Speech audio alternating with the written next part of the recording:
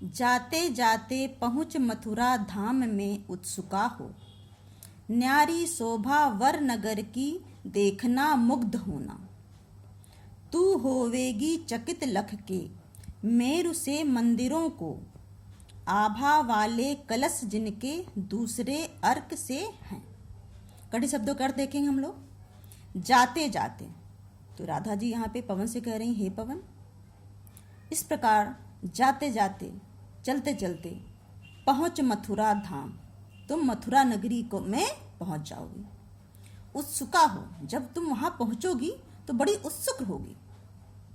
न्यारी शोभा वर नगर की देखना मुग्ध होना, मथुरा नगरी की जो शोभा है, शोभा माने सुंदरता, और न्यारी माने अलग, श्रेष्ठ, वर माने श्रेष्ठ, तो उस नगर की जो श्रेष्ठ अलग सी सुंदरता है उसको देखना बड़े ध्यान से, मुग्ध होना, और जब तुम उसको देखोगी तो मोहित हो जाओगी। तू होवेगी चकित लख के, लख माने देख करके, चकित माने आश्चर्यचकित। मेरु से मंदिरों को, सुमेरु पर्वत के समान जो मंदिर है, यानी ऊंचे ऊंचे जो मंदिर हैं, भवन हैं, है ना, उनको तुम देखोगी। जब तुम वहां पहुंचोगी मथुरा नगरी, तो वहां पर तुम जाओगी तो चकित हो जाओगी, आश्चर्यचकित हो जाओगी, अचरज में पड़ जाओगी। क्या देख करके? सुमेरु पर्वत के समान ऊंचे ऊंचे जो मंदिर हैं उनको देखकर तुम आश्चर्यचकित हो जाओगी। तो मेरु से मंदिरों को, इसलिए देखिए मंदिरों की तुलना मेरु से की गई है, इसलिए यहां पर उपमा अलंकार होगा। आभा वाले कलश जिनके दूसरे अर्क से हैं। आभा यानी सुंदरता, कलश मंदिर के ऊपर जो गुंबज होता है उसे ही कलश कहते हैं। दूसरे अर्क, अर्क माने होता है सूर्य। उन मंदिरों के जो कलश हैं वो दूसरे सूर्य के समान चमकने वाले हैं, इसलिए ऐसे मंदिरों को देख करके तुम जब वहां पहुंचोगी तो आश्चर्यचकित हो जाओगी, मुग्ध हो जाओगी, देखती रह जाओगी।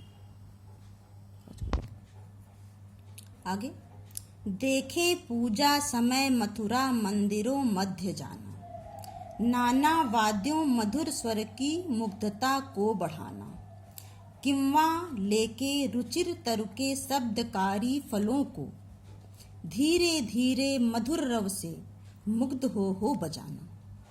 यहाँ पर कड़ी शब्दों का अर्थ पहले देखेंगे हम लोग। देखे पूजा समय, पवन से कहती हैं राधा जी कि हे पवन, देखो जब मथुरा के मंदिरों में पूजा का समय होता है, मध्य माने बीच, नाना वाद्यों माने, नाना माने अनेक प्रकार के, वाद्य माने बाजे, मधुर माने मीठे, स्वर माने आवाज, मुक्तता माने मोहकता को बढ़ाना माने और अधिक बढ़ा देना, किंवा माने अथवा,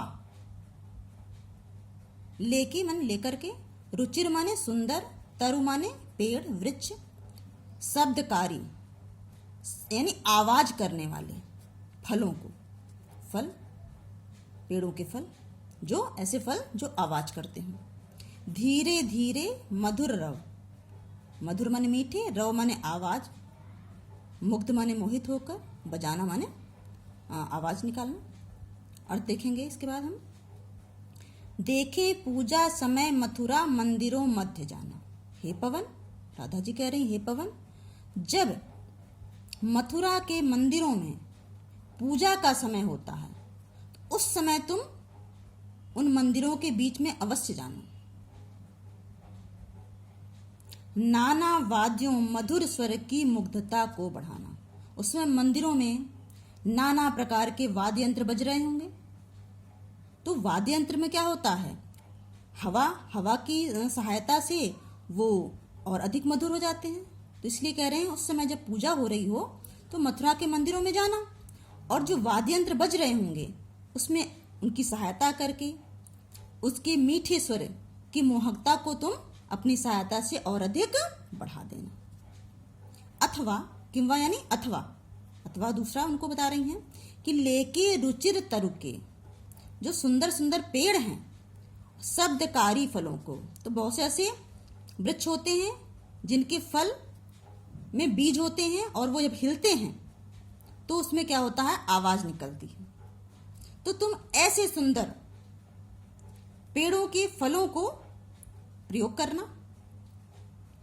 धीरे धीरे मधुर रव से मुग्ध हो बजाना, यानी उन फलों के पास जब पहुंचोगी, उन वृक्षों के पास, तो जब वहां पे हवा टकराएगी तो धीरे धीरे इस प्रकार से मीठी आवाज में मोहित होकर के तुम उन फलों को ही बजाना, हिलाना, जिससे कि मथुरा के मंदिरों के में जब पूजा हो रही हो, जो अनेक प्रकार के वाद्य यंत्र बज रहे हों, तो उस समय की जो मोहकता हो और अधिक बढ़ जाए।